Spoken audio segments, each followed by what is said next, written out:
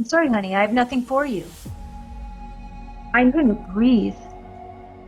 There was no help, but I was desperate to save my daughter. 4 days earlier, she told me she was taking out the cat litter and she never came back. She was only 14. I knew she had prenatal alcohol exposure when I adopted her, and that meant she had increased risk of addiction and poor decision-making. But I was still shocked to discover her drunk at 6 a.m. a few days before. There were no warning signs. She was my easy kid. Now she was missing, and my social worker had nothing for me. 1 month later, I was on the phone again, this time with the grade 1 teacher of my adopted twins. They were failing.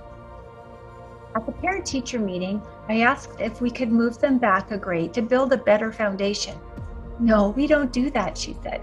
They just need extra help at home. I did my best for the rest of the school year, but the twins still struggled. I asked for an evaluation for learning disabilities, but was told they were too young. They didn't qualify. A few months later, I met with Family Support for Children with Disabilities worker to apply for services. She showed me a piece of paper with all the services they could provide. I sat stunned when she followed each description by saying, "But you don't qualify." I began to weep. Shocked, the worker stopped and asked, "Have I triggered your grief about your daughter living on the streets?" "No, I'm desperate. I'm a single mother of 5 and I'm drowning. I need help and I shouldn't have to fight so hard to get it." She paused. "What do you need?" "I need 3 more of me and I don't have time to train her." We turned back to that same list of services and began pointing out things that we did qualify for. Within weeks, I began to receive weekly respite for children with FASD, funding for specialized preschool, an FASD parenting coach, an FASD support group, and in-home support. I didn't realize until years later that if you look like you have it together, you don't qualify. But in order to qualify, you have to have it together, with binders full of documentation, assessments, and doctor's notes.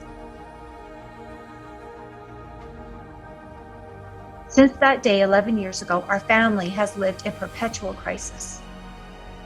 Occasionally, we stumble across someone who is able to shine light to reveal some previously undiscovered resource, book, conference, training, therapy, medication, or service provider.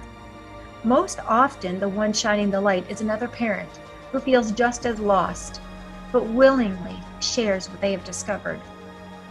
I have become one of those parents by scouring the internet, reading books, attending FASD conferences, and accessing training on my own dime. And I try to shine light for others. The struggle is real, and so is success. My family is entering a new labyrinth as we transition to adult disability services. There's no one to guide us, but I hope that someday there will be.